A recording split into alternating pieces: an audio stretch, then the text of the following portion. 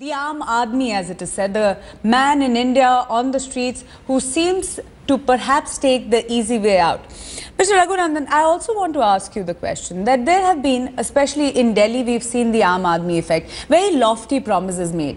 Is it as easy? They've also set up certain time frames which seem to be, at best, as some critics have said, slightly too populistic.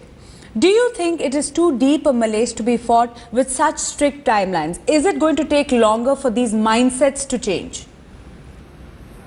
Well, I am very happy that at least somebody has taken the step to announce timelines, and even if they cross these timelines, I don't think that's a real problem. But let me tell you one thing, that rampant corruption has been cured in many places across the world. We all know of the case of Hong Kong. In fact, in Hong Kong, it was shock treatment. At one stage, out of 116 police officers, 106 were dismissed. It was that kind of shock treatment that actually reduced corruption in Hong Kong.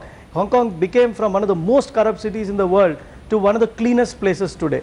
And it was through it was both through push and pull. There was both the push of throwing out people through shock treatment, getting rid of corrupt elements, and also cleaning up processes, reducing red tape, automating processes, and so on and so forth. And that happened 30 years back. Today we have such better tools, and we have success stories. For example, if you look at the income tax system, I mean, by making the entire income tax filing process online, and by making the refund system also directly into your bank account, you've actually eliminated a huge possibility of corruption. So similarly, why we can do a lot of automation at the moment. The real problem is in some cases, for example, in tax related issues, in registration of property, it's difficult to control corruption because citizens collude with middlemen and they cheat the government. So who is the complainant?